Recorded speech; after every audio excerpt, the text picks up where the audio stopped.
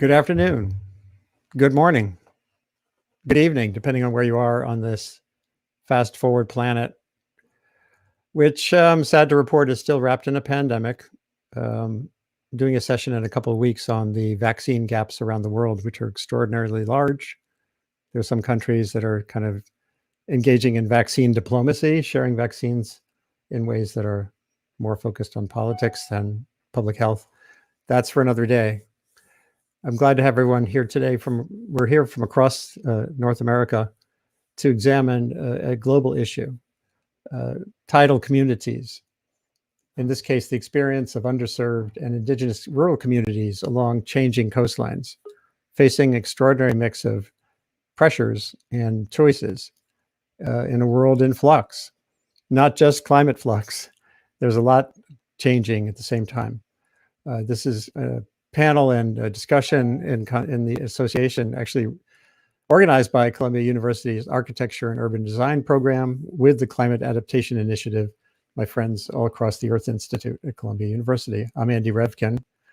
I direct a nascent initiative here in communication and sustainability, one project of which is this webcast, which essentially convenes around questions of where complexity and consequence collide. And I can't think of places more where that doesn't apply more than in coastal communities facing sea level rise, encroaching development, historic patterns of abuse and neglect. And where do we go from here is the daily question. So around this country and the planet, too often, Indigenous and Black communities and other communities of color, they are the ones on the front lines of climate change. Sea level rise, accelerating erosion, saline intrusion, the loss of fisheries and coastal livelihoods, and recurring flooding present not only economic impacts, but existential threats in some cases.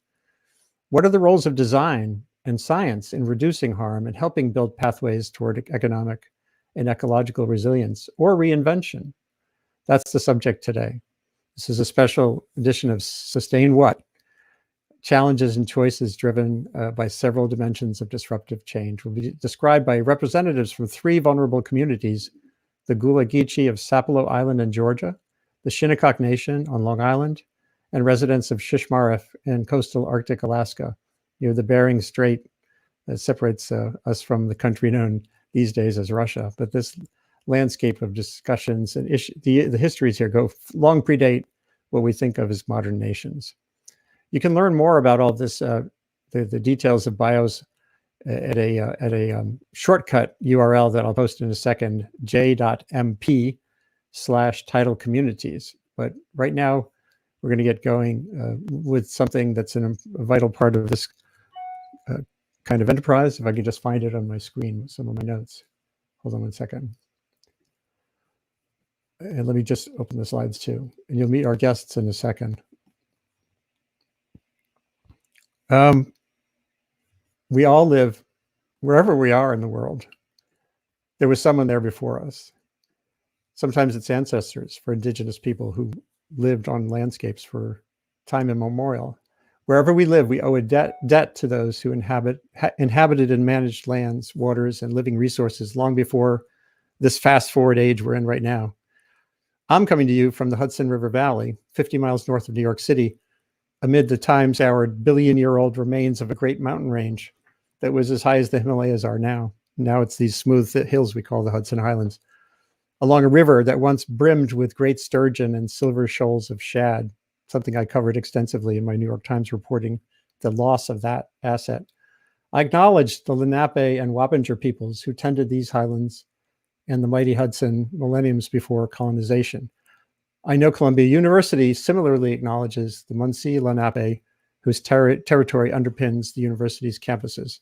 The work we do today is in the spirit of collaborating with underserved and indigenous communities and shaping a thriving future for all.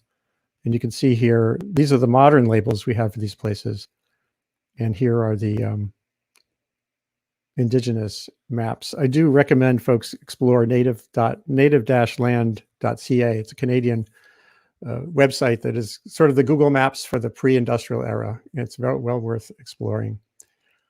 Today, we're going to focus, as I said, on tidal communities along shorelines that have been changing through the past, but because of a much more rapid pace of sea level change these days, are facing new stresses. And several great guides are here from these communities to tell the stories of what experience has been like in these places. And you'll learn more about them in a second. I'm just going to change the screen here and make sure everybody's in the studio. I see a couple of our friends are coming in now. Jazz Watts, and hello, Whitney Barr. Sorry I was delayed in opening the screen so everyone can see everybody here. Greetings to you all, and if you want to offer a greeting to each other, now's a good time. The first step here is for the organizers in the university community, the organizers, to introduce the day with a little more depth.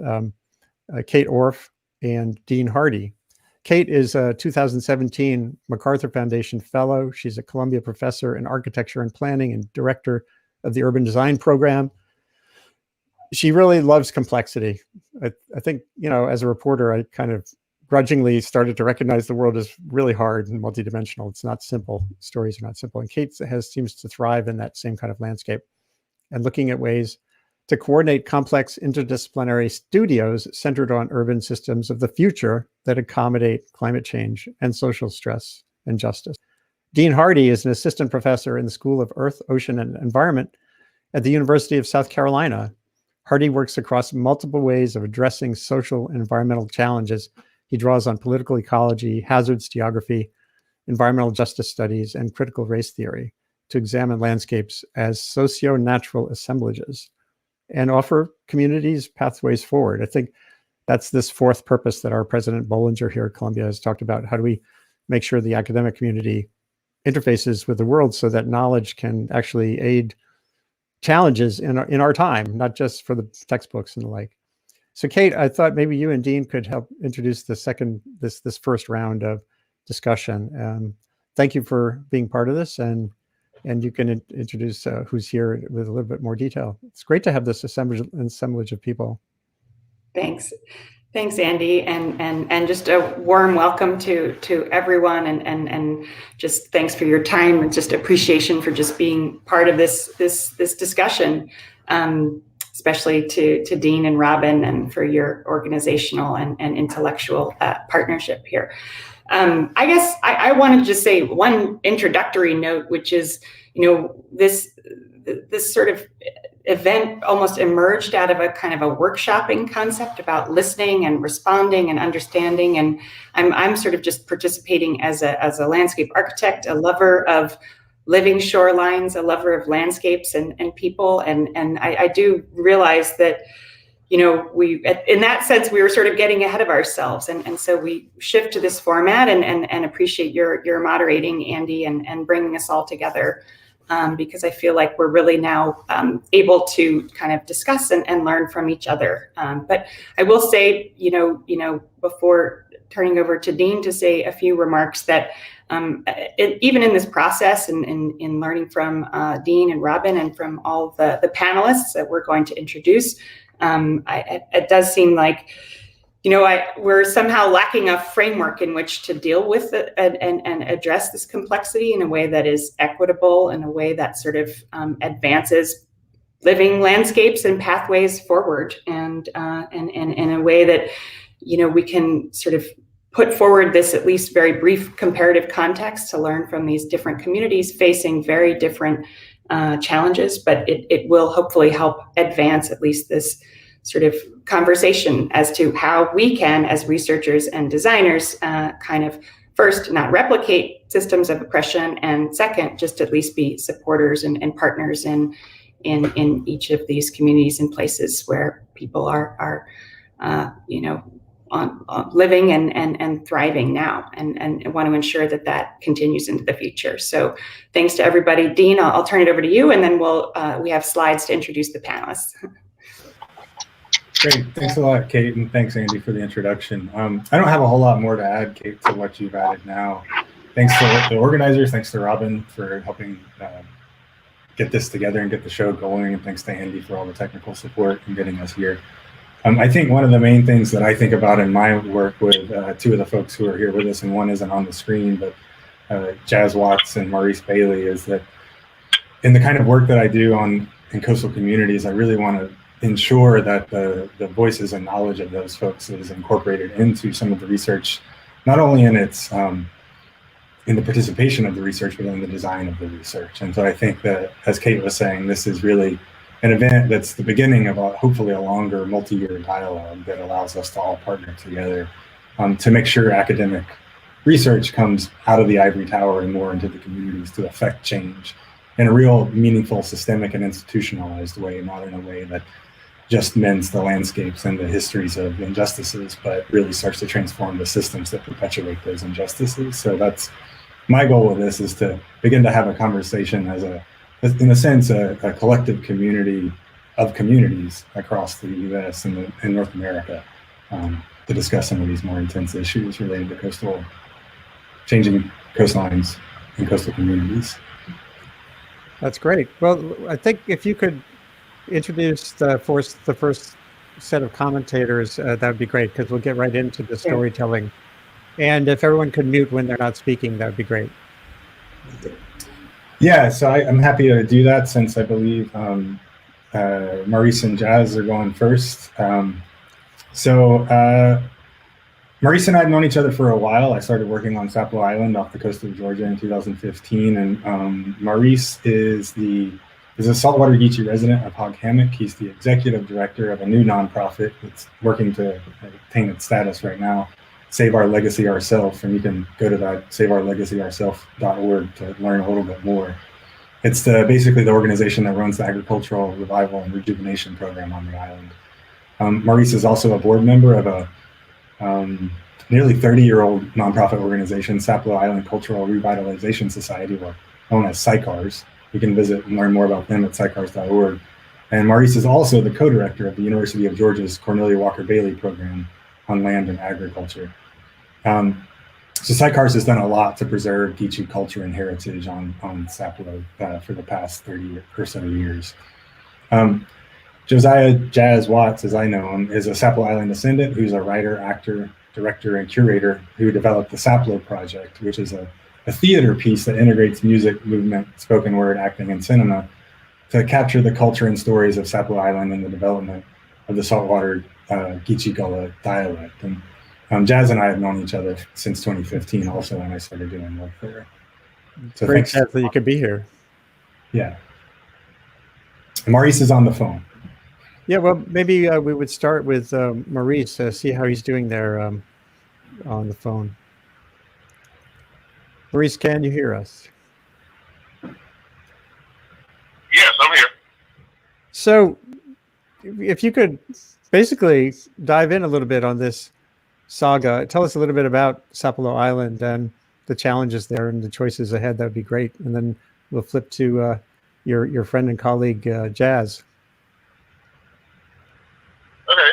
The challenge of Sapelo is trying to preserve this last Geechee community that's in the state of Georgia.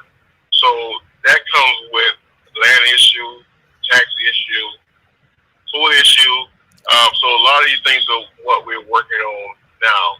As time goes on, our land in our community has experienced more and more intrusion of salt water throughout the years.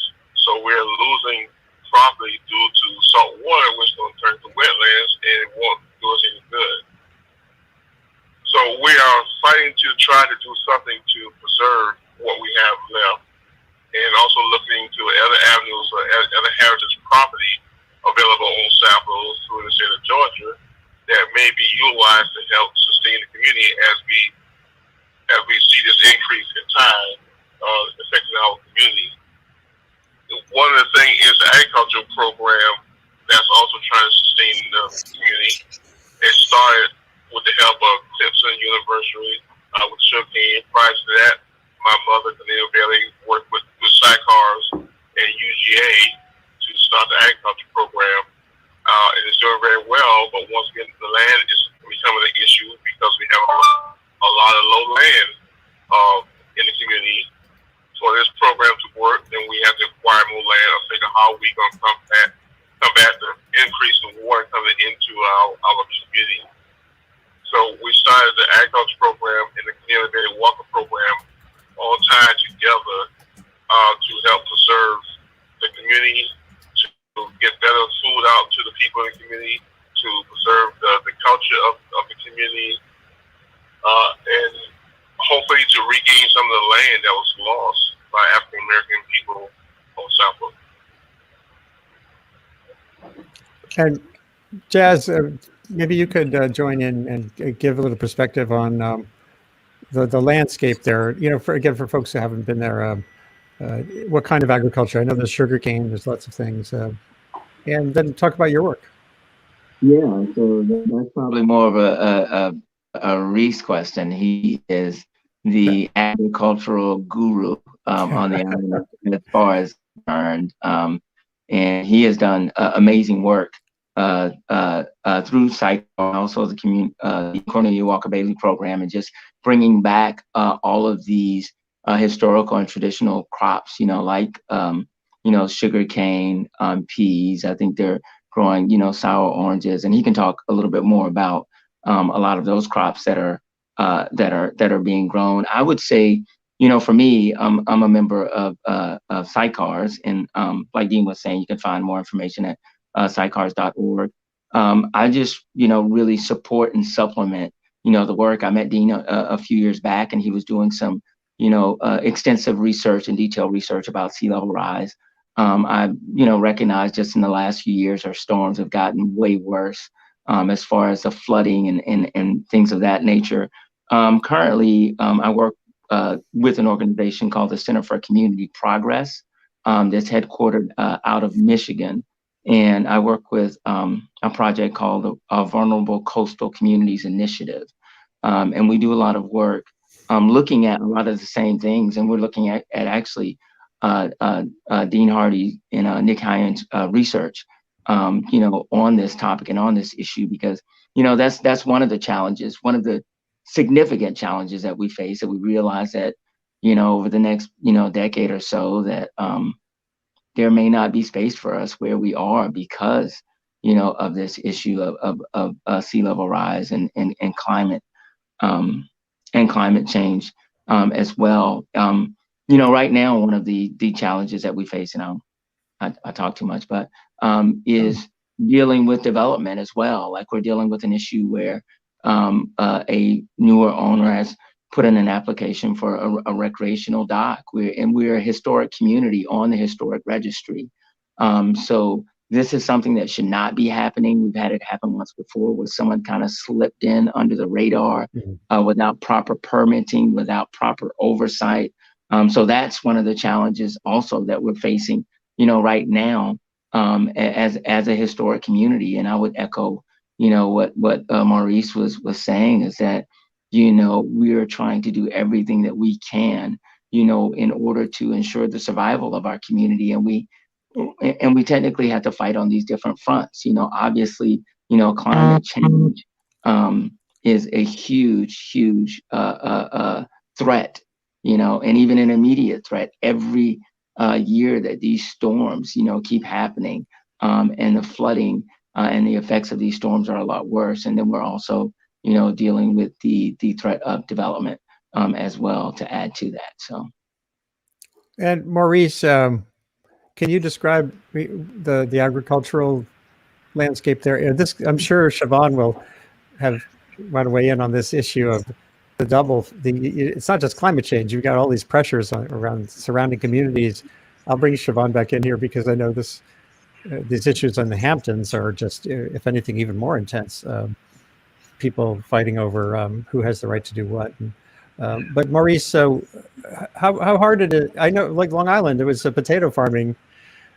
It's not a traditional, not an indigenous practice, but they've been shrunk away as billionaires have bought the land, and that double pincher effect seems to be a powerful sort of resonant issue. So you kept breaking up a little, but basically you will know about the crops and how we're doing it, pretty much. Yeah. Okay. It's a little challenging doing the crops on the island. The challenge that we face with mostly is labor. The demands of our community, we have 7 kids from age 2 to 17. We have maybe 8 people working, and the rest of people are senior citizens. So the biggest challenge for us to make this agriculture work is having the volunteers, the younger muscles, to make this project work. And we've been very grateful and very lucky to have a lot of volunteers from Davidson College, even ones that graduated originally came to help us, still continue to come. University of Georgia system got a group of it now.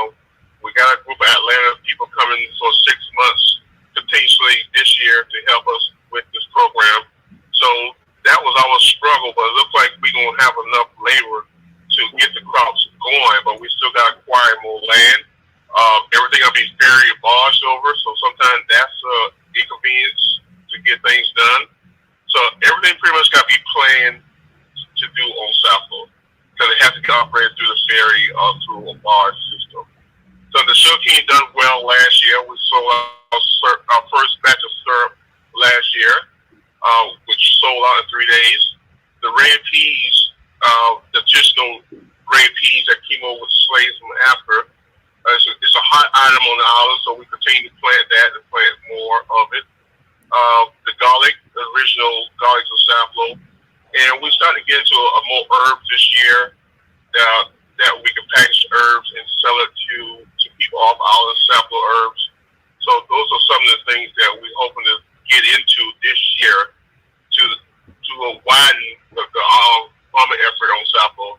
It started as just a project to gain recognition to the community, because we didn't have a lot of people in the community, so we didn't have a lot of voice.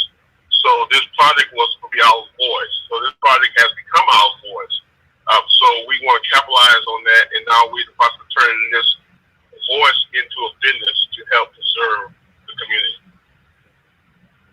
So maybe we'll bring in Shavonne here a little bit to talk about the Shinnecock and how the experiences you've had so far in essentially reestablishing the rights of the Shinnecock in that region, and then this issue of being sort of pressured between environmental change and all that social change around you. Sure. So again, I just wanted to be able to say thank you for having me here today. I'm enjoying the conversation thus far and hearing experience of what's going on down with the down in I'm sorry, North Carolina. I had a little brain slip there. So here, I'm glad you actually put the map up. You can see that Shinnecock is a peninsula, and we are on this parcel of land is all that remains of our ancestral homelands. So essentially, we went from going all the way out to a little further west of Brookhaven, further east to the township of East Hampton, what is now known as East Hampton. And we're now confined to this area basically that is known as the neck to us. And so one of the mounting pressures is the shrinking peninsula. So we're facing the erosion that's naturally occurring, from sea level rise and the wave energy from the other side of the barrier island, which goes to the Atlantic Ocean. Then to the north of us, there is the continual development of Southampton town.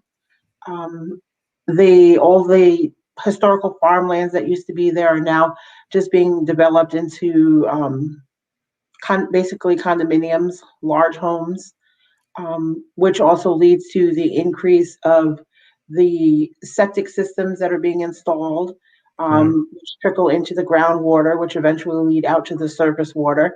And prior to it hitting the surface water, it passes through the Shinnecock water table.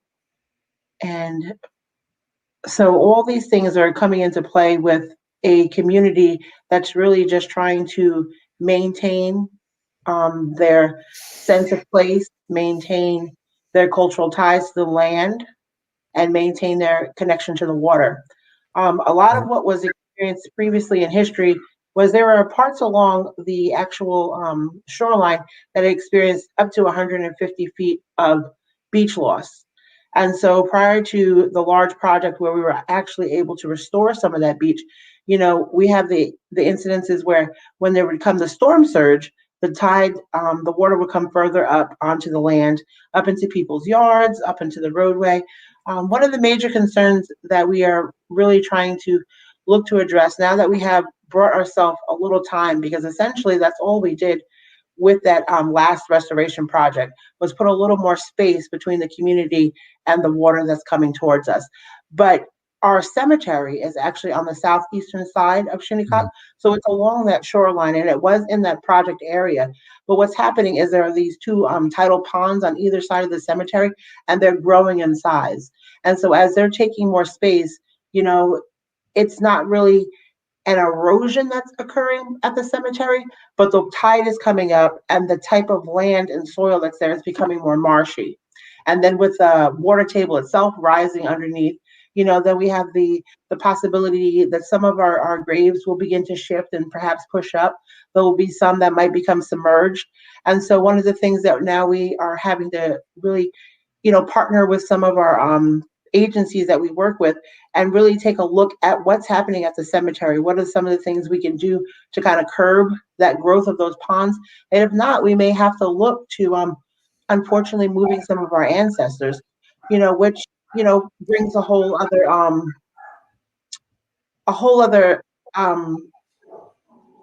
situation of different emotions and what that brings to the surface. And so these are all the things that we're beginning to take more of a hard look at and really have those discussions. And like I said, look to, our different partners that we already work with so that they can try and help us, try to preserve this area as much as possible and keep, Shinnecock in a place that is able to support our growing population and our growing needs. One of the other things that, in addition to the shoreline erosion, well, now you have the wetlands, and all those plant species, they want to live too. So they're moving further north, which then impacts the residential areas. And so it really is I'm sorry, I'm a little distracted by the dog. Yeah, hold on. I'm sorry.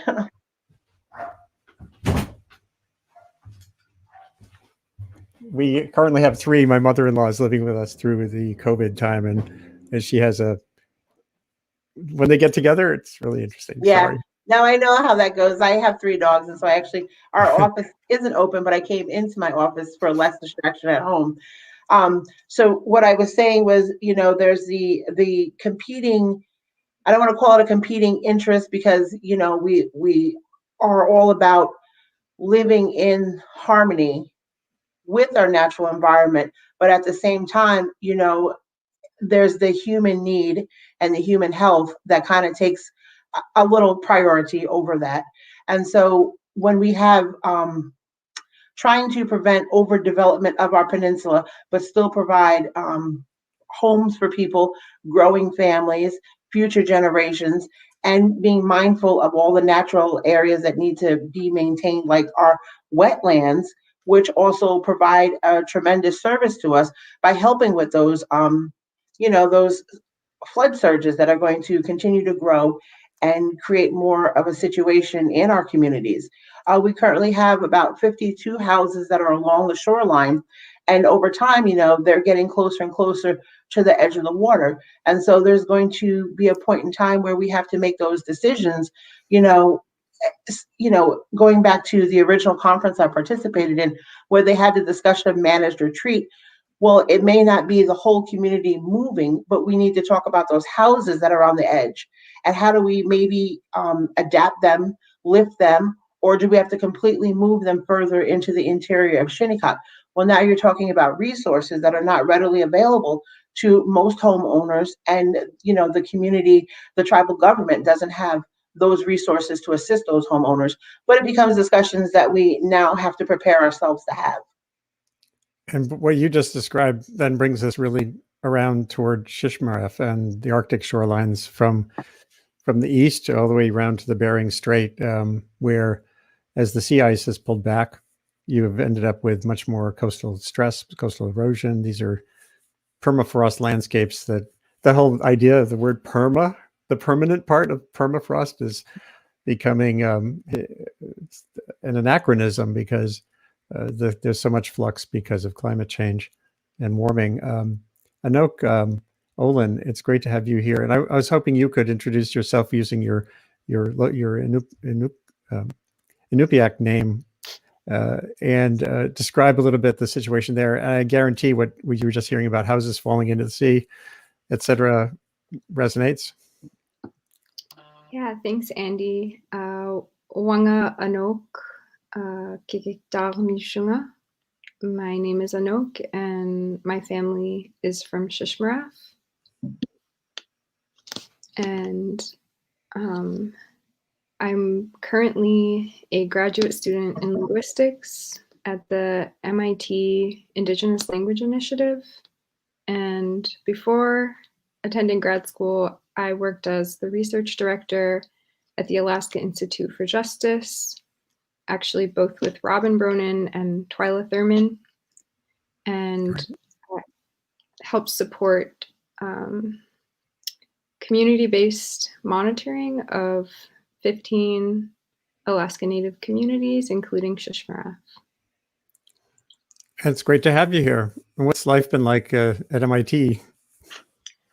Oh, it's been wonderful. I really enjoy my classes, and I entered my first year with a 6-month-old baby, and that has been pretty challenging, but also really amazing because being at MIT has allowed me to be mostly home with my son, where I'm speaking to him in our Inupiaq language most of the time.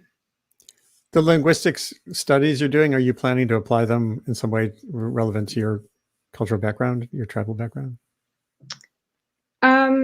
Yeah, I mean, our language is our identity. It informs our identity. And so I view those things as one and the same.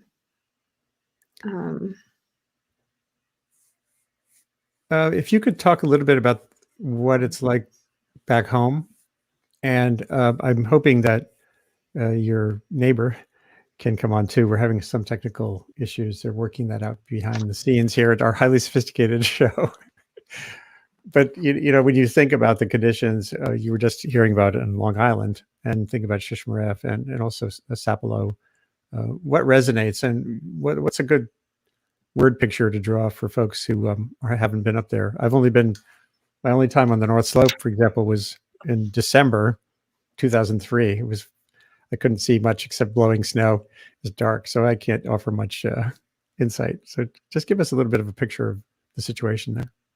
Sure. So I really, I can understand in some ways what the Shinnecock Nation is experiencing, because we also have been seeing hundreds and hundreds of feet of erosion in Shishmaref. And we also are navigating what we will have to do to bury or rebury our ancestors. And so, while the Shinnecock Nation is near a urban space, Shishmaref is rural. You need to take a plane to get there. There are no roads. It's and in this picture, we've had several homes fall into the ocean. We've had to move several homes away from the coastline in order to save them. It's pretty rough. And then there's this whole issue of what the federal government of the United States can do to help, or should be doing, that it hasn't done. Those contexts are there too. Twyla Thurmond, let's see if we can, I have you on screen. You'd have to unmute, and let's see if we can get you into the conversation here. It's great that you could try. If you can hear me. Yeah, I think you're unmuted now. Okay, hi. Hi. I'm Twyla Thurmond. My Inupiaq name is Aunnauruq. I'm named after my late grandmother, Sophie Neakbuk. I was born in Shishmaref and spent the majority of my childhood years living here as well. I currently work for the Shishmaref IRA, or the tribe, directly, and I represent the entire community in relation to protection and expansion efforts.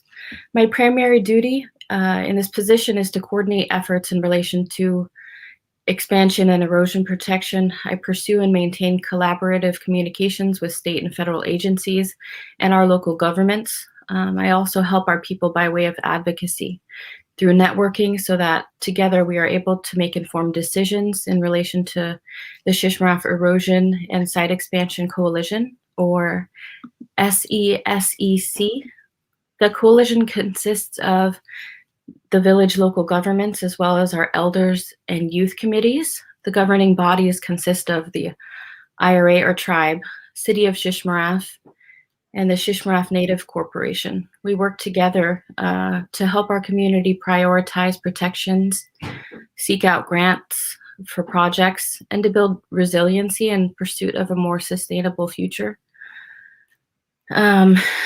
Shishmaref's traditional name is Kikiktak in Inupiaq. It's an island, a small rural community in Alaska, and is located on Cherokee Island in the Chukchi Sea, just north of the Bering Strait and 5 miles from mainland Alaska. It's a narrow spit of like fine sand, so it's about 3 miles long, a quarter mile wide, and it lies within the Bering Bridge National Preserve. Shishmaref doesn't have any trees or hardscape materials available to help with our ongoing erosion protection and expansion projects. So it's difficult when we're trying to transport materials by barge. It tends to be pretty spendy.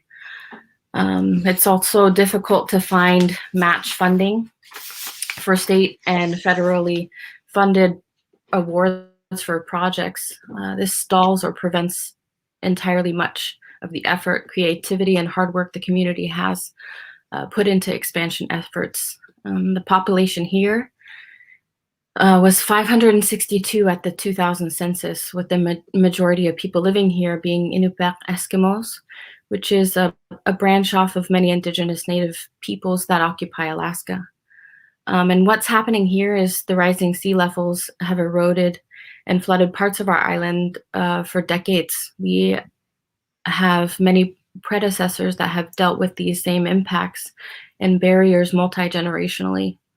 Although there's now a formal position, at least here in Alaska, for dealing with the logistical aspect of facilitating projects, the same issue still presents. Our coastline is changing with the warming temperature, effects on our community in particular by way of unusually strong storms out of the general storming season. These storms cause violent tides and tsunami-like swells, as well as flooding. The threats that root from our environment have increasingly heightened our fear and worry for our people. Due to the loss of shoreline ice pack, we're hunting and gathering earlier than ever before. The thawing permafrost, rise in sea level, and delay in the freeze up of the Bering Sea creates thinner ice and problems when it comes to our people hunting and traveling on it. Forces residents to become more dependent on highly processed Western foods that are shipped in at a huge cost, when traditionally we would hunt things like moose, caribou, walrus, sometimes whale, whale, or trade amongst different communities that are close by. Engineers have estimated that as a result of erosion, the village site may be lost to the sea in about 15 years. Although that time frame is just a speculation, efforts to protect and provide resources for Shishmaref expansion must happen right now. Shishmaref and its community members, we've all worked hard trying to continue on with daily lives, but these fears of our island eroding are still prevalent. Again, more resonance here among these different communities. And if Maurice is still on the line, Dean Hardy, maybe he can. I know that he mentioned kind of the lack of labor, the lack of young people to work on the in the traditional farming businesses there. And I didn't know, Twyla and Annauk, if that same issue is facing the Inupiat communities all along that coastline. I know other parts of the coastline have oil revenue and other things coming in, but is the general population getting older, or young people staying around, or is that another stress?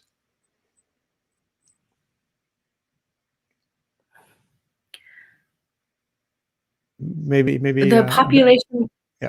tends to remain pretty even keel. A lot of young people have the tendency to travel abroad to try to seek out higher education, but because of the island reducing in size over the past decade, there isn't a lot of room either for housing, so multi-generational families are usually kind of housed together. Sometimes you'll see 2, 3, and 4 families in one normal size home. And Maurice, is Maurice still there? Let's see. Dean, can you, if he's not, maybe Jazz, you could get at that issue too. Just what's the general demographic situation? How does that play into retaining the capacity to be resilient? You know what I mean? Yeah. So, yeah, I guess, I don't know if Reese is still there or not, but a lot of the issues that have been mentioned are the exact same things that we're facing, in our community. Any employment is, most of the island, 97% of the island is owned by by the state itself, outside of our community and our cemetery and churches. So those are the only jobs with the Department of Natural Resources or wildlife management, or there's a state-run facility, Minerals Mansion, which used to be the old plantation house during the times of slavery, and we have people that work there, but there's no industry, in the same respects of the population itself. Most of our population are older, people that are retired, so therefore when you have young people that are coming up that are going through school, I mean the options are very, very limited in staying home, or staying in the community. And that's another reason why Maurice's Cornelia Walker Bailey project is so important, because he is in essence building and creating an industry that will hopefully, will, in a sense, has already started generating some level, of revenue, but it's creating opportunities that weren't there in the community, and right now just do not exist. So yeah, that is an extremely challenging, issue. And if people, younger people get jobs, they have to be on the mainland side. So if it's on the mainland side, guess what? The boat schedule doesn't really, work out so that you can come home every night. So you have to leave. So yeah, so we are definitely facing those same challenges. Right now, just do not exist. We have a bit of an echo. Hold on a second. I just got to make sure if everyone can mute or try to use headphones or earbuds, that'd be great. Yeah, Andy, I just wanted to speak up for Reese here. Yeah, sure. I'm here. Gotcha. You have to leave. You hear me? Yep, we do. Yep, we hear you. Oh, okay. All right. Yeah, I grew up on Sapelo, and some of the things we faced with as a child, it wasn't a lot of jobs available once my parents got jobs with UGA, some people back in rental days. After that, we started being systematically pushed out off the island. So there were jobs available, but those jobs wasn't available to the people of the community. So we was forced to start leaving the island to find work because the owners island did not employ the people of Sapelo. So that was a big hit on the community, and it created a little something between the entities on the island for many years. So when they try to turn this back around and say, okay, hey, we got jobs for y'all, most of the people been gone. Most people feel like, well, when we was wanted a job, we was qualified, y'all provided jobs for us. So that was the beginning of our community population started declining. And as that declined, the people that lived in the community was key to culture related. So as a child growing up, okay, now you can't have any type of relationship or a job on Sapelo because there's no job and there's no young ladies, or for young ladies, no young men on the island. So once again, that made people want to leave the island also because you didn't have that available. So those two things, through my experience lifetime on Sapelo growing up, dropped the population of Sapelo very quickly. But we try to turn it back around, but it's hard now because people don't want to come back, or there's nothing available for them to come back to. And Jazz spoke about this agricultural program was one of the things was geared to bring people back to Sapelo. But on the positive side of things, UGA and the state of Georgia are doing better to try to employ people they have throughout the years. But once again, the damage has been done. So it's hard for us to reverse the damage that was done to the community. That's a very valuable point. Let me broaden the landscape here and bring in, we have some new folks who've entered the discussion. Very happy to have Whitney Barr from the University of Georgia, who can, everyone has backgrounds and stuff via that web link, but if you could sort of give your vantage point, that'd be awesome. And Robin Bronin from the Alaska Center for Justice, which has been providing legal assistance and human rights assistance to the indigenous communities across Alaska, winning many awards for work on everything from human trafficking to just the basic rights work. It's great to have you here too. Dorothy Petit is here from Columbia University. Let me see, Dorothy, we were having a little bit of an echo problem with you, so I'll try to unmute you for the moments when you're speaking. Whitney, maybe we'd start with you and any reflections you have initially, but just tell us a little bit about yourself and what's your lens on this issue, tidal communities in times of great change. Okay, can you all hear me? Yeah. Okay. So hi, everyone. I'm currently a graduate student at the University of Georgia. I'm studying landscape architecture, specifically looking at the intersection of agriculture and landscape architecture. So trying to find ways to design for agricultural landscapes in ways that bring people into these spaces beyond just for the sake of productivity or to grow crops. And really, I was drawn to Sapelo because of agriculture, because of the land. And just to give a little bit more background, I am from South Carolina and grew up with a lot of connections to the Gullah Geechee culture within my own family. And so when I had the opportunity to be introduced to the space through Dr. Nick Heinen, and then met Maurice and learned about the project that they're working on in partnership with the University of Georgia, I really wanted to just honestly get my hands in the dirt to understand what I could do to be of service and to understand what crops were being grown. So I probably spent about a year or so just doing whatever Maurice and Nick were needing done physically out in one of the lots there. So I know Maurice has been talking about the project, and there are currently about 5 sites across the island where they're growing a lot of these heritage crops, as I call them.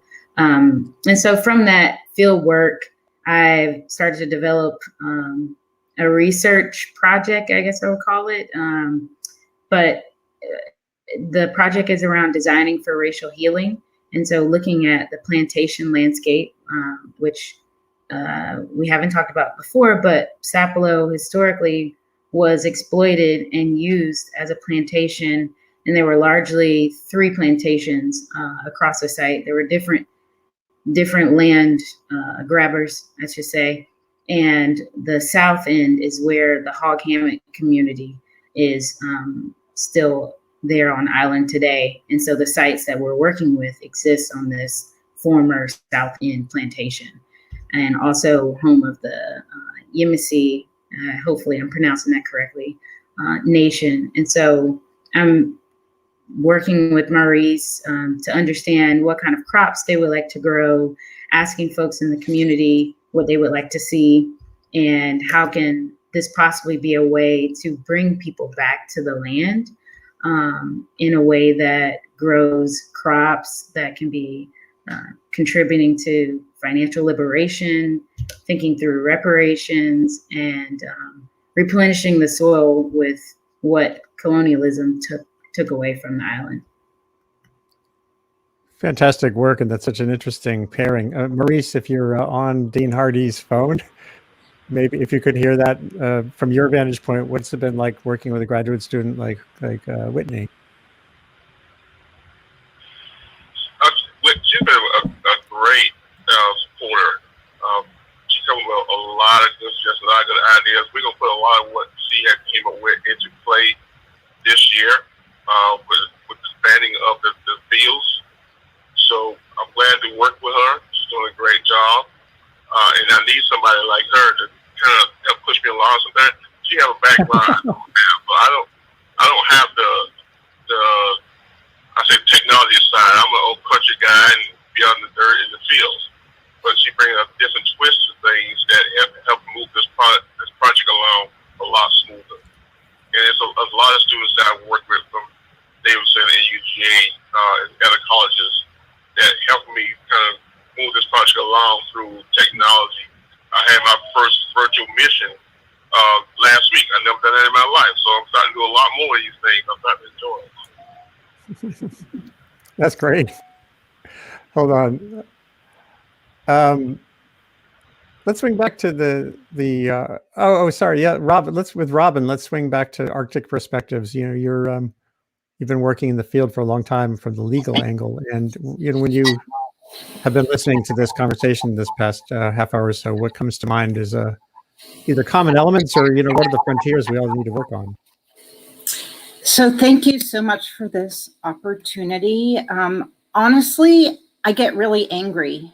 You know, it's non-Indigenous and non-people of color who are creating the greenhouse gas emissions that are causing these challenges.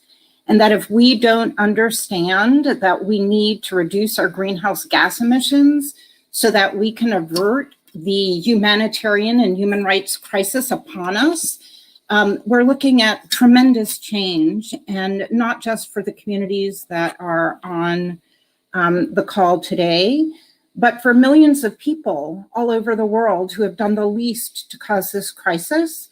And the issue of displacement and relocation is the greatest human rights challenge of our time. We have no way of doing this even remotely well. What we know from US history is governments have forced the relocations of Indigenous peoples and peoples of color since the first colonists came here, and have caused tremendous suffering.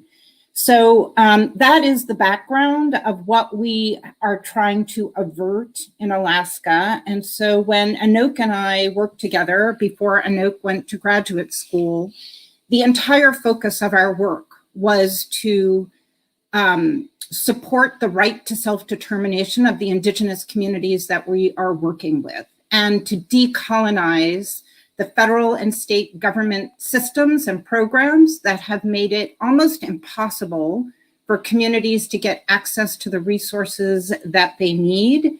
And we've gone a long way into mapping out what needs to happen in order to ensure that human rights are the foundation for any form of displacement that happens as a result of the climate crisis.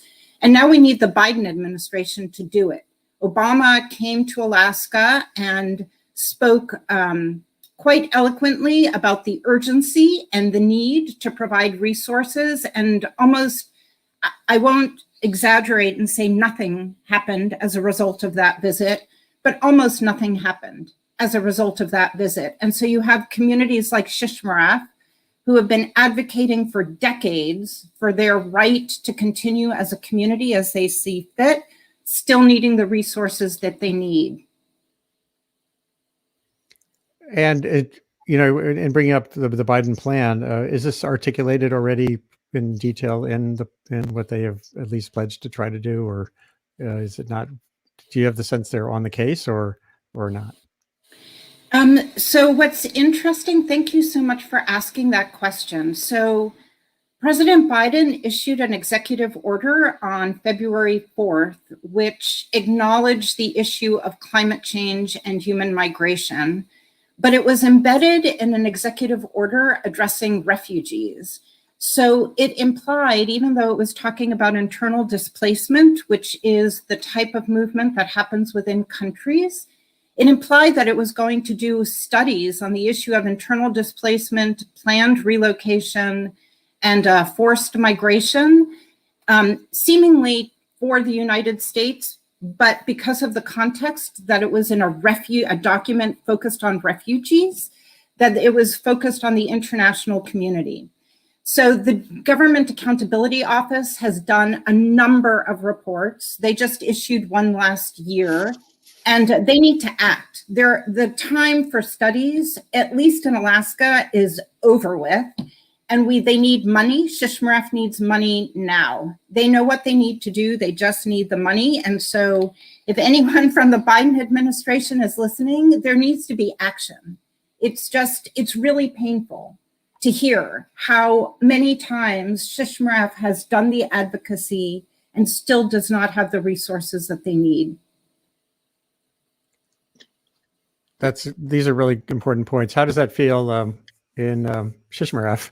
Twyla, if you're on the line still, I think one thing that I've come to understand after 30 years of writing about climate change, global warming, 1988 cover story, 33 years, that a comment that just came in from Daniel Horn is relevant. It's sort of climate change is a top-down issue, and we do want to cut emissions of greenhouse gases, but that won't have any benefit, none, for decades because of inertia in places like Shishmaref or the coastal issues with Shinnecock or the Sapelo Island.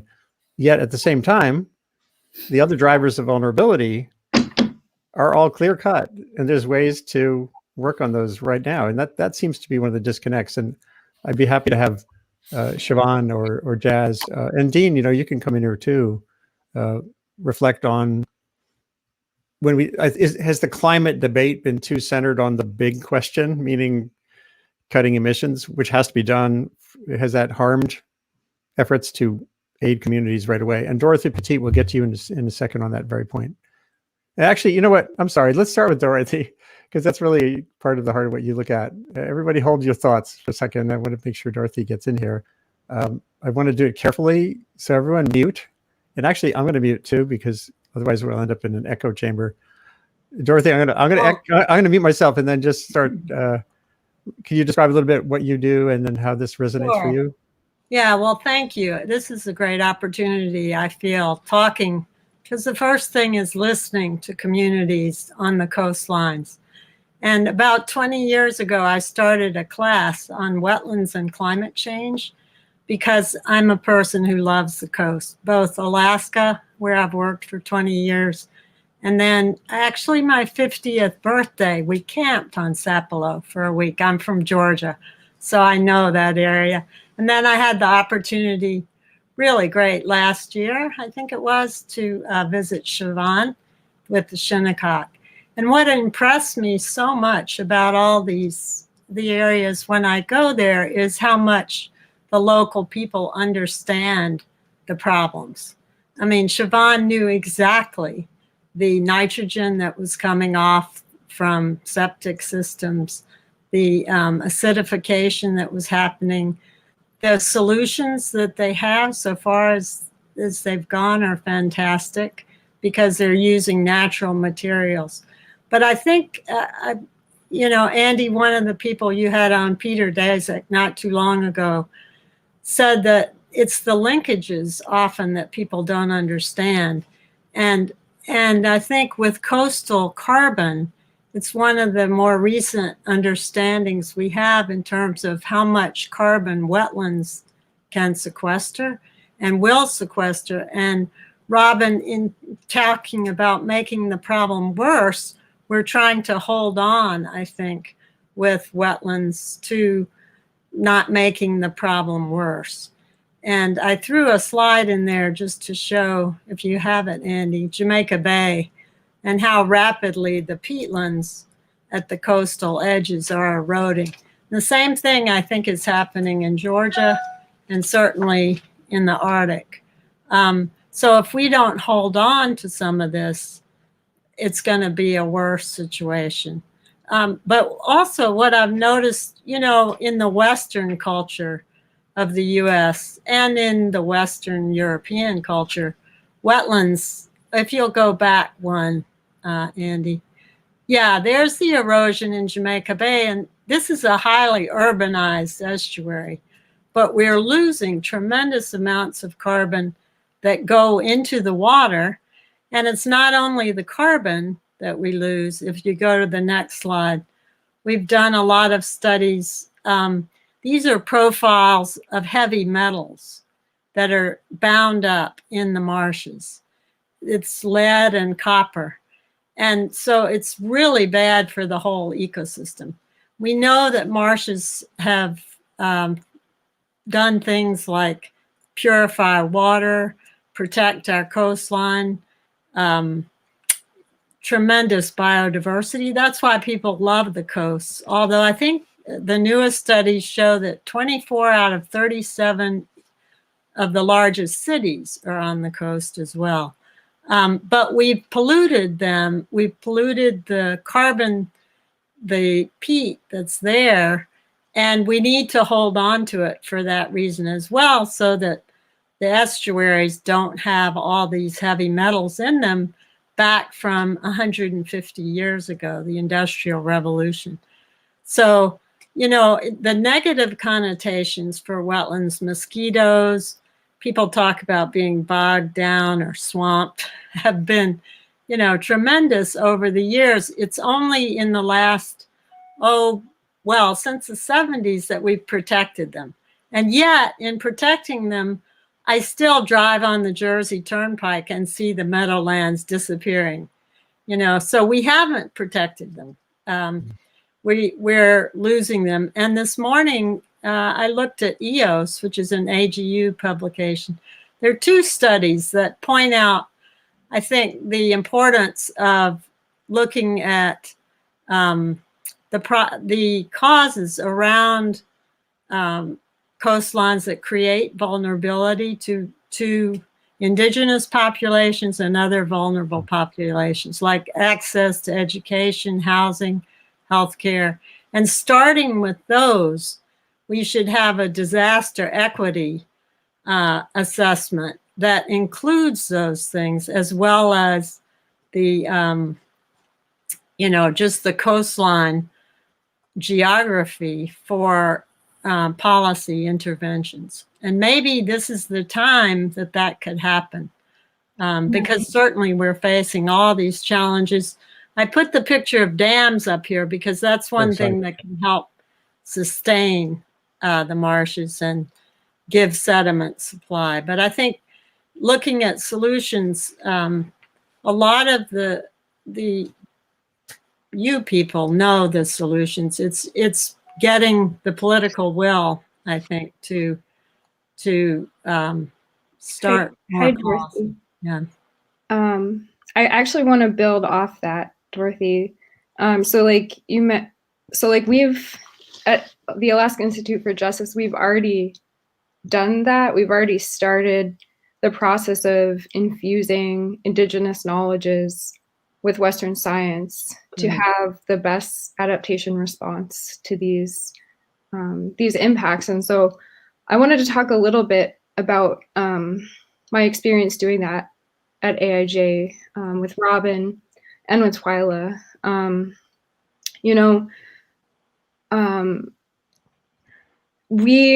at AIJ, we worked with Yupik linguists to develop terminology to describe the rapid changes that are happening in the Arctic that we currently don't have words in English for. Wow. And so FEMA doesn't include erosion as a natural hazard for eligible for funding because by definition, it is considered slow moving. But we're not seeing that type of erosion in Alaska. What's happening is much more catastrophic. It's only one piece of the problem. Waves batter our villages. Massive coastal flooding penetrates the soil that holds the permafrost, and the combination results in destabilization. Mm-hmm. And so the new word that we used in Yupik is called ushtek, and this is the intersection of three distinct processes: coastal flooding, permafrost degradation, and erosion. And that ultimately causes land collapse. And so through using indigenous knowledges and languages, we are describing something that we observe every day that someone in Georgia or New York just doesn't understand or experience on a daily basis. And we need FEMA to recognize this as a natural hazard so that we can get direct funds in order to mitigate these things that are happening. Because this is something that, like we were saying, isn't impacting just us. It's eventually going to impact everybody. And I think what was really inspiring about the work at AIJ is that we recognize that Indigenous peoples have all the knowledge in order to make the decisions to redesign and rebuild their communities. And we want to work as equal partners with those that engage in Western science. And, you know, we've protected our lands for 10,000 years, and we are ready to do that. We just, you know, like, now is the time for funding. And I really hope that as a result of this gathering that we will see real life applications and monetary assistance to the communities that are here today. Because all the time that we take out of our lives in order to be here, we have people at home that we're taking care of. So I really appreciate this opportunity to share with you all. Just sharing an image of just what you were talking about.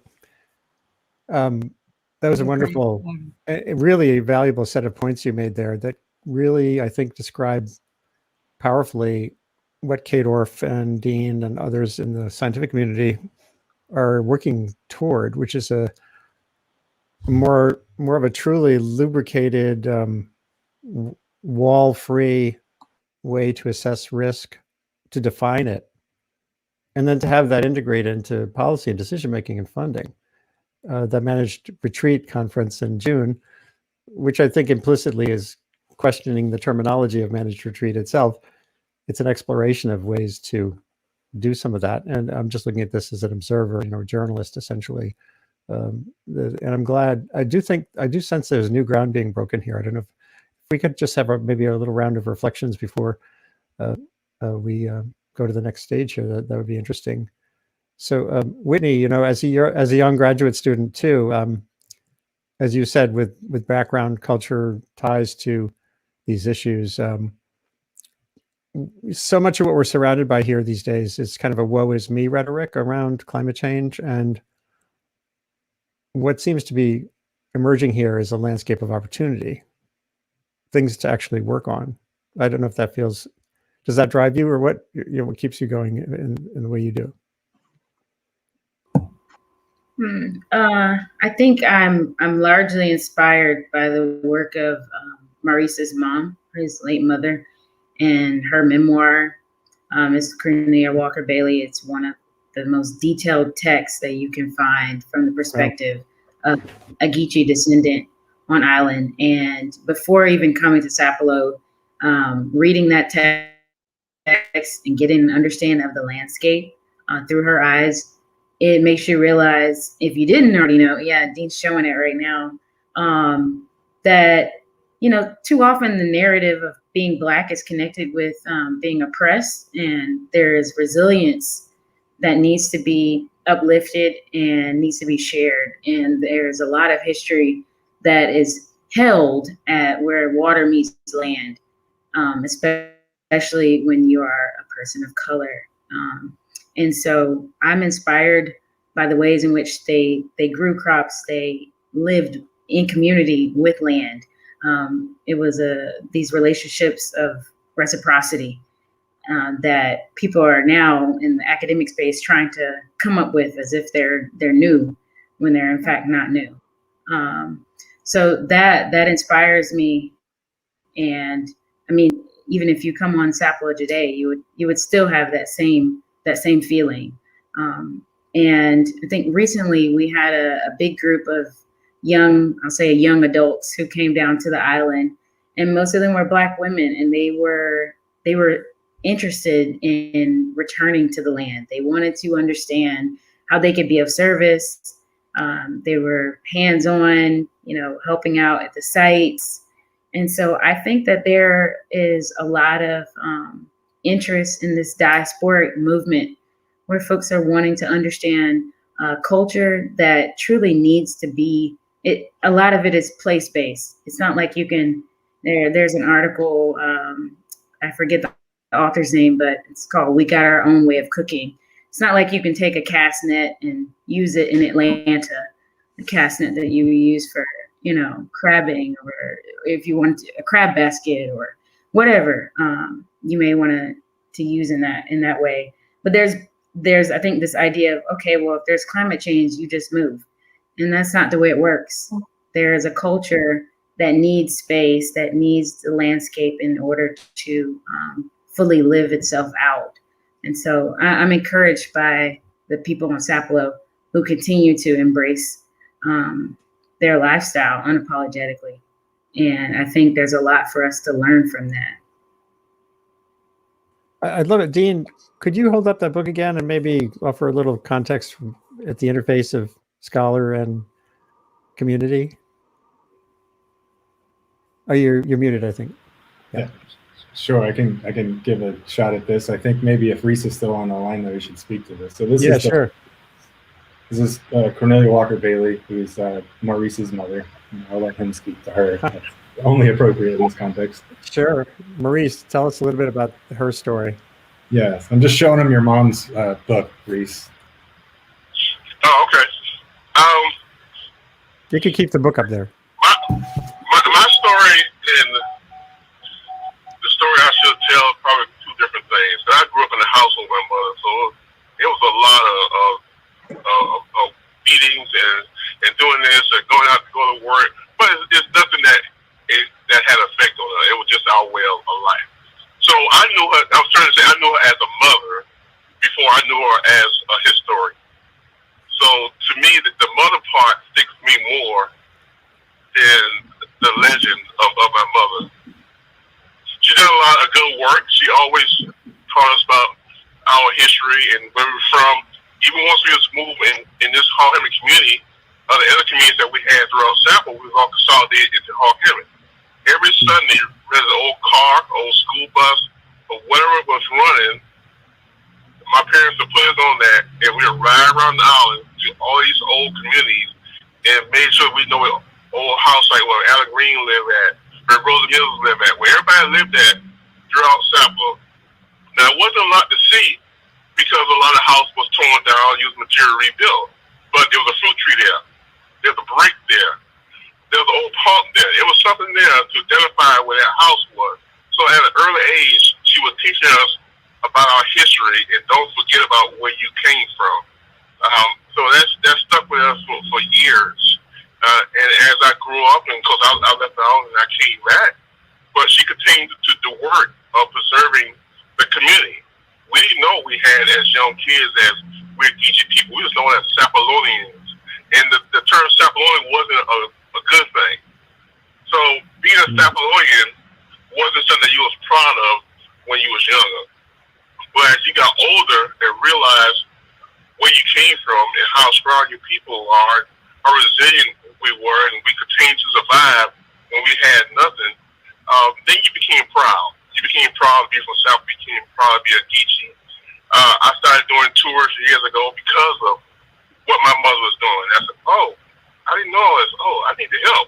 So I started doing tours and a little more and a little more. And that's kind of how I got where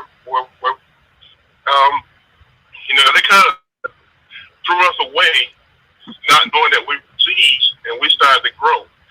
So we continue to grow. And I always reference that little red peas, that saying, because that little red peas, you can throw it out in the middle of the yard and it's not growing. And that's why we still plant that heritage red peas crop. So to me, that pea is a part of us. It's a very resilient thing. It grows, it adapts, it keeps going. And that's people of Sapelo. Absolutely amazing. I'm showing a picture of your mom from a story about the book. She looks like a really amazing woman.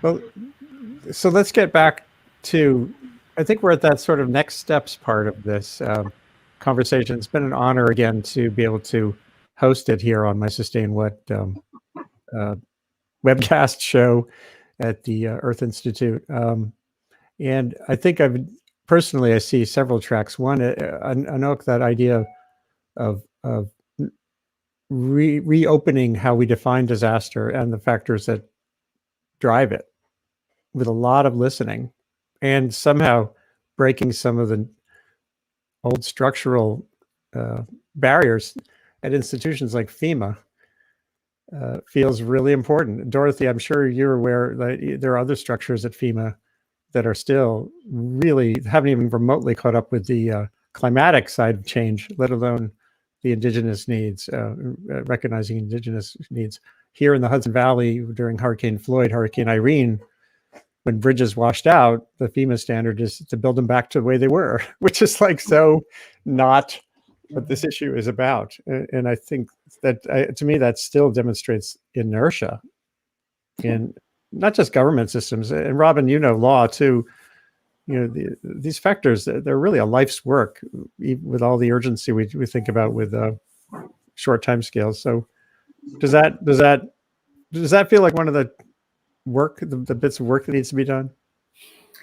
Well, as I said earlier, it's really looking at how to decolonize these systems that have been imposed on people. And, with FEMA, just as an example, hazard mitigation plans are plans that all communities need to do. And in Alaska, Annauk and I, when we worked with the tribes, they couldn't get access to FEMA funding when their fish camps were damaged or destroyed, because those fish camps weren't in close proximity to houses.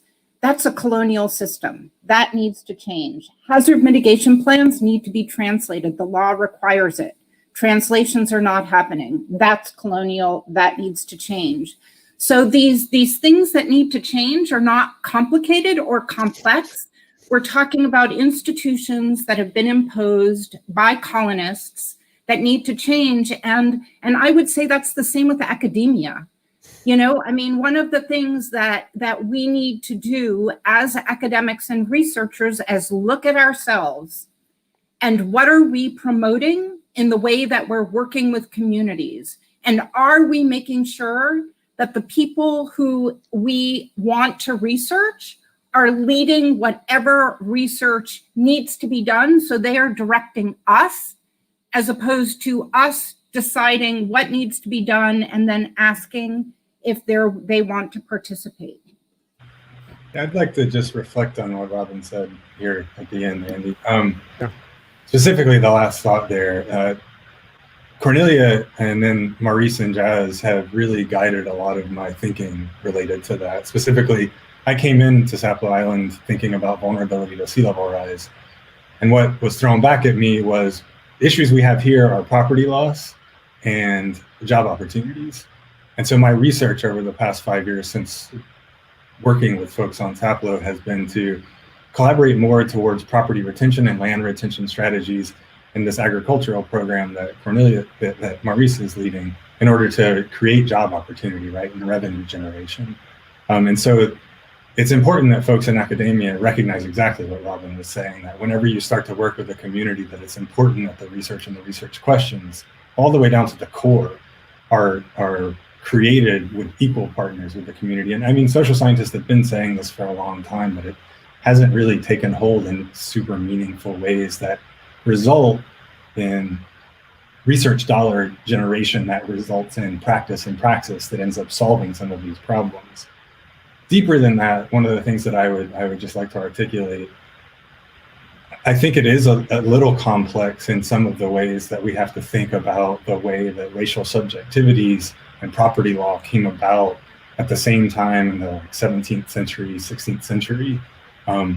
Racial identity was formed around the same time property law was formed, and they are interrelated to each other. And property law was used to justify indigenous land dispossession when England colonized the US, right? And that kind of relation is still ongoing. On Sapelo, I see it in heirs property, which is when, you know, someone dies without a will and passes their property down to multiple generations of people, and you can end up having dozens of people who have stake in a property. And there are all sorts of legal mechanisms that are perfectly okay in the legal system to dispossess people of their land. And so what I do in my research now, and working with Jazz and Reese, but especially Jazz on the property stuff, is trying to take some of what Whitney was talking about earlier, thinking about these alternative ways of thinking rather than death and loss, thinking about life and possibility, and drawing on the work of people like Catherine McKittrick, who, from a Black geography's perspective, talks about plantation futures, or Kyle White, who's an Indigenous scholar who talks about Indigenous futures, right? Like, what are the possibilities we can see from these challenges that communities in these places are facing, and how can we think about alternative scenarios that's not always what some scholars call anticipatory ruination? How do we see the light, so to speak, in these dark times? I love that. Anticipatory illumination? Ruination. So not seeing ruination. That. Yeah, not seeing that. Yeah, not always mean, ruin, but seeing the possibility. And so the land future, the plantation futures, right? Like, what can we see as the way forward? And that's something that Reese has constantly challenged me on in the years that we've been working together. You know, and folks, when I talk to them on Sapelo, are like, climate change, I don't, you know, they're not on the front lines quite so much as Shinnecock and Shishmaref are, in the sense of erosion and intrusion quite yet. And so it's about, you know, stuff we were talking about before. I mean, it's in this technical language of like capacity building, but how do we dismantle systems of injustice that have perpetuated those injustices in order to build resourcefulness and possibility in communities, so that, you know, as Annauk was saying, the expertise is already in these communities for how to do it. They just need the financial backing and effort, basically, given in a different way than their current structures allow. It's so interesting. I just a couple of weeks ago. Oh, sorry, Shavonne, go for it. I just wanted to add in reflection the importance of these dialogues, having these discussions in open forums where other people can listen to them and, you know, comment and be a part of the discussion. Because, you know, thinking back to my experience last year, where me and my cousin first participated in the conference, and the title of our presentation was "Relocation is More Than a New Address." And one of the things that I also felt coming out of that later in the day, we was all sitting around having dinner together, was how my biggest feeling about what was being discussed in the room by a number of people that were presenting was the impersonal nature, and how people will just sit with all their big plans and say, well, we'll move this community here and we'll move that community there. And, you know, just going back to what has been said, what Whitney was saying, you know, about people and their location and their place. And that's where your community is tied to. That's where your culture stems from.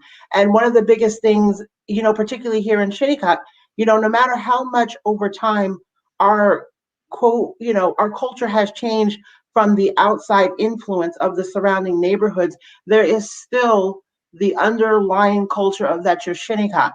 And the children grow up here knowing that this is where they live and it's not the same as other communities.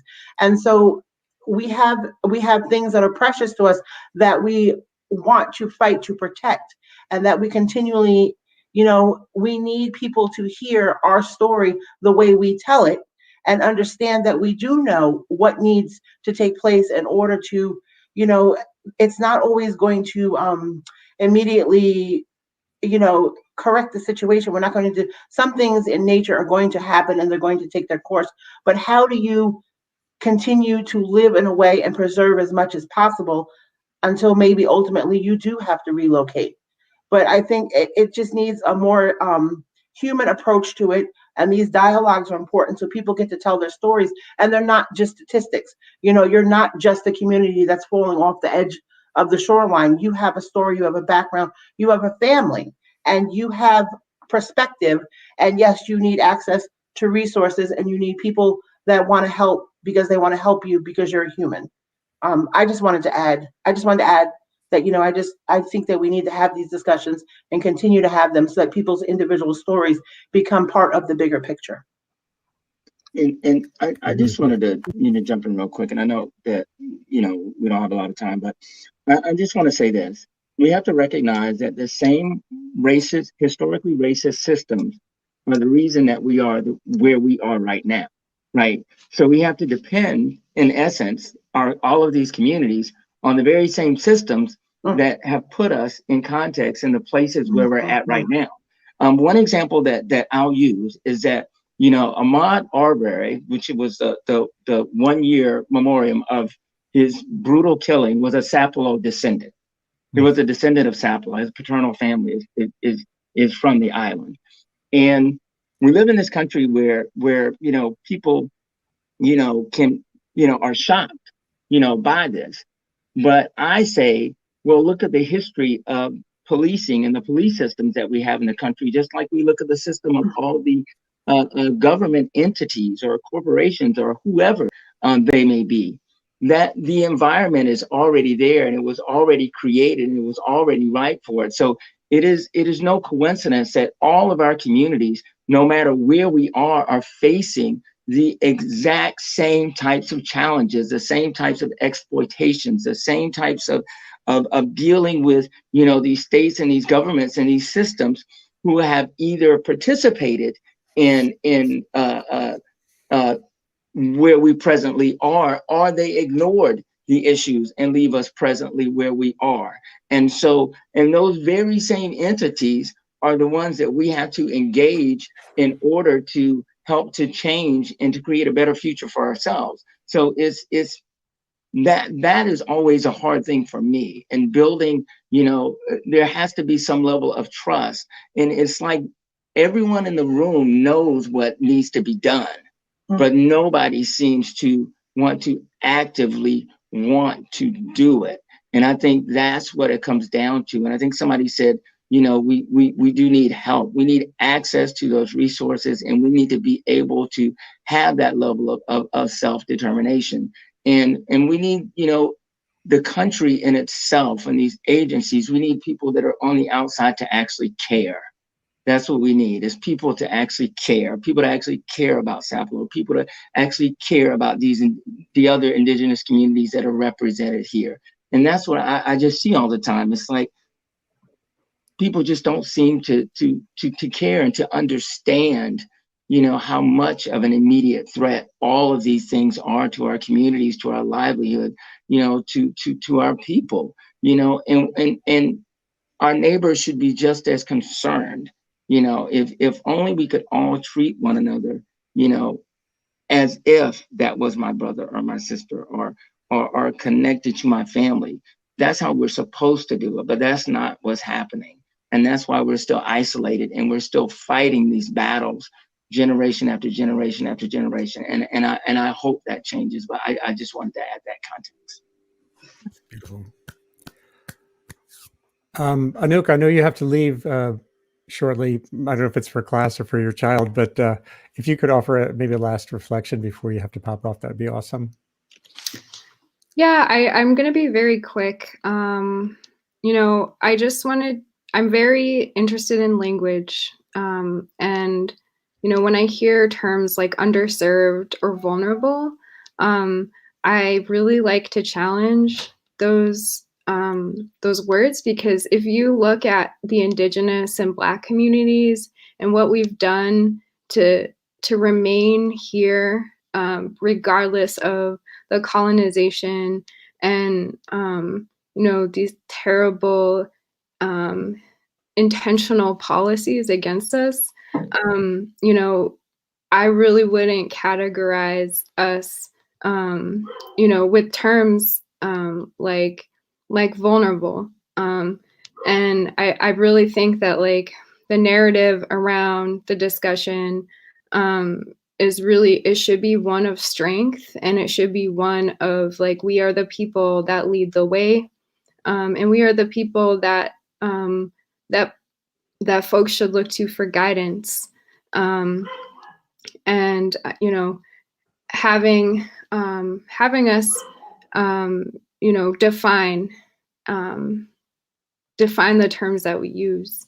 But yeah, I'm gonna hop off and thank you all. That's such an important point.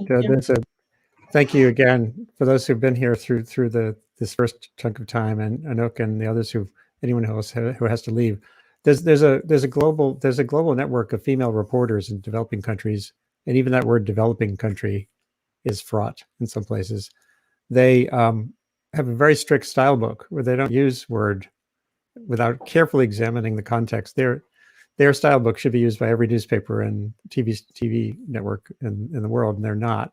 You see these phrases thrown around, words are not defined, and the more we can do to enable self-definition, I think the better off we'll all be. What a remarkable and encouraging closing comment from her at MIT, studying linguistics in the service of her community and her culture's future. Kate Orff, do you have some thoughts before we close things out? And if anyone else has to go, we can do a final round too. I'm like, in terms of this sort of closing comment from Annauk, I mean, I had also talked, and Robin can maybe speak to this a little bit too, but the word that she used, ushtak, which was the confluence of integrating forces that are kind of creating a sort of a physical landscape collapse. And I as she was speaking, I was trying to flash to a word which signifies a strength and resilience position, and then one that also is kind of knitting back the landscape fabric and the social fabric and that has been discussed here today. So I do feel like that is going to be our challenge of the future, in addition to Robin's very direct challenge that we need to reduce greenhouse gases. We have to do both of these things simultaneously. And I feel that this hour and a half, even though it has been incredibly generous of everyone's time, it's also wholly insufficient to really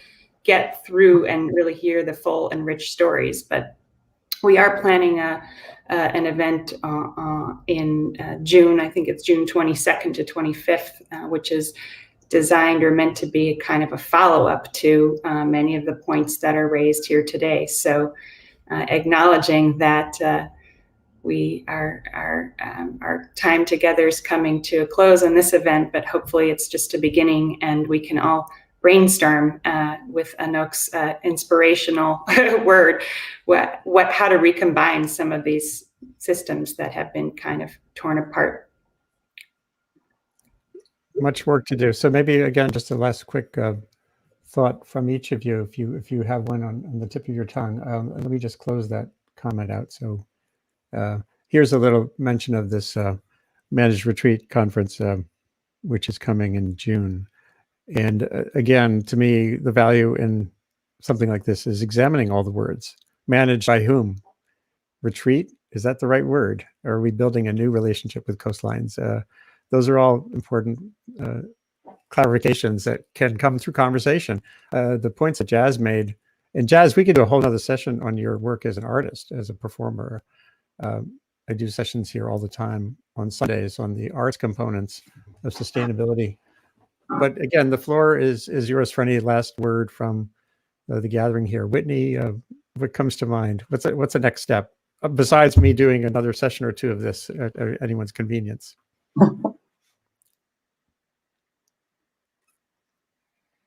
Whitney, any thoughts? Well, yeah, in response to Dean's comments and what Jasper was saying about land and the need for it, earlier in the conversation, we talked about connection with youth. And I think that is a really important component that cannot be ignored.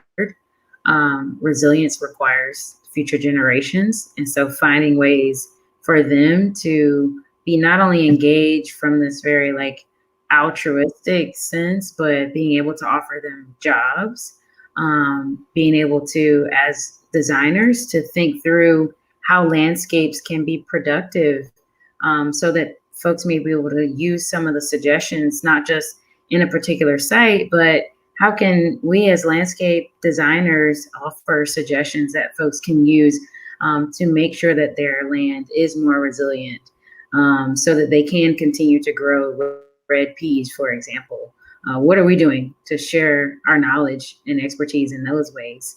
And I think also another point, thinking about land is, this is probably a crazy idea to a lot of people, but, the island, so much of it is owned by the state of Georgia, and a lot of it is under, this heritage clause. But I think, honestly, the land needs to be returned. And I also think that there's room to discuss having even a tax for those who decide they would like to have a second home on Sapelo, where those funds would go into supporting sidecars or solo organization, for example. If folks are going to be coming in and deciding that they want to live and sometimes impose themselves within the space, there should be something that you're bringing besides this development. And I think that it's something that needs to be explored more as you talk about making sure that Sapelo and other places along the coast are not only still there, but are able to do what they need to do as they should. Fantastic. And Shavonne, next steps. It's just about a year ago, Shavonne, we were going to do a session at South by Southwest, Right, on connecting communities, so that communities looking at ways to foster their future, like the Shinnecock, like communities in Western wildfire zones, could share, as Whitney was saying, do the sort of cross-cutting communication to spread best practices and stuff. It's not happening. Not but happening. but it's a need. It's clearly a need. And so, from your standpoint, what do you all need? What I really wanted to just say was that, in these discussions, it's great to see the overlaps, right, and the similar challenges. But I also think it's important to recognize that each community is unique with their own set of struggles, and that there isn't one that might be greater than the other. There just might be more eminent need, but within the context of how that community is living and thriving and surviving, the challenges that they face are very relevant to their existence. And so I think that we need to recognize the similarities, but also embrace that there are going to be different struggles, and impacts are hitting people differently, and access to resources are different for different communities. Some communities are a little more fortunate to have really great working relationships with partners that are able to assist them and help them see their vision and support their vision, not imposing their vision on that community, but saying, hey, what is it that you're trying to do and how can I help you do it? So just the uniqueness of everybody's situation is something that I think we need to continue to impress upon anybody that's willing to listen. And the challenges are real for the people that are experiencing them. And I just, again, thank you for the opportunity. I appreciated listening and learning, and I'm always open to these discussions. So Thanks. It's great to have you here. So I think Maurice is still on the line somewhere in Jacksonville, Florida. Maurice, maybe he would have the final word if that's okay.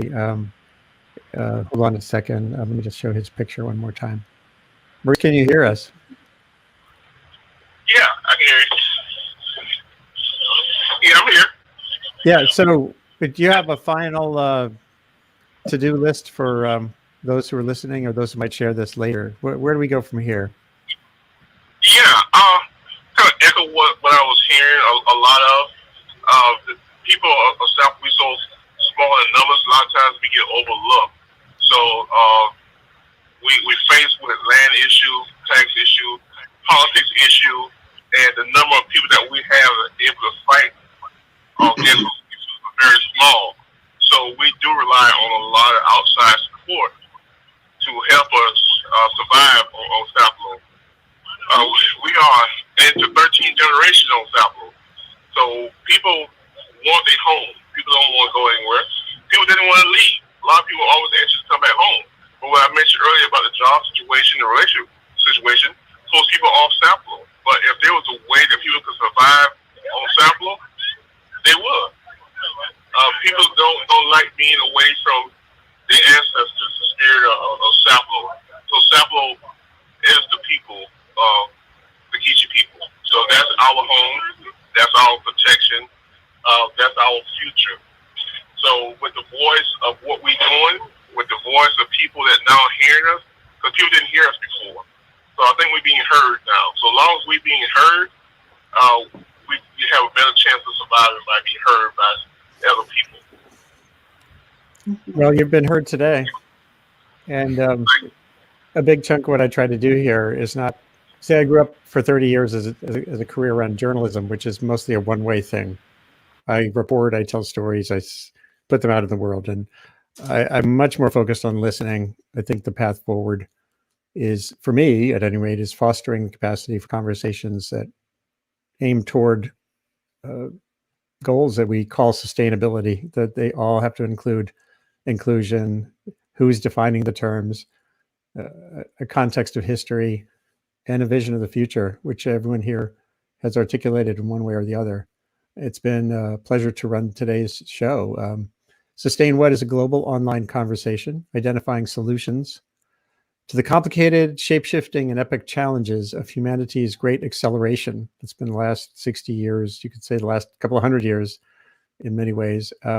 The virus has imposed on us a great pause, devastating in so many ways, especially to the same communities we've been talking about today. A prime focus of what I do is making sense of and getting the most out of the planet's fast-forward information environment. It's so distracting and destructive and polarizing sometimes, but as we've shown today, it can connect across a continent, across histories and communities and languages of academia, languages of traditional cultures in ways that can foster progress. It's part of what I do, building Columbia University's Earth Institute initiative on communication and sustainability.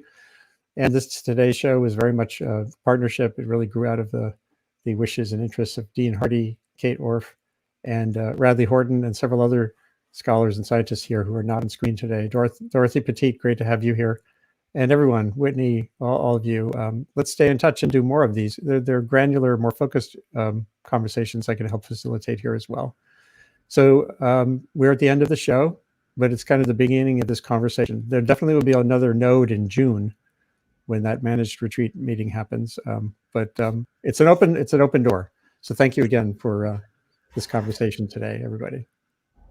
Thanks for moderating, Andy. Thank you. Bye-bye. Thank you. Bye-bye. Take care. Thanks to everyone. Be well.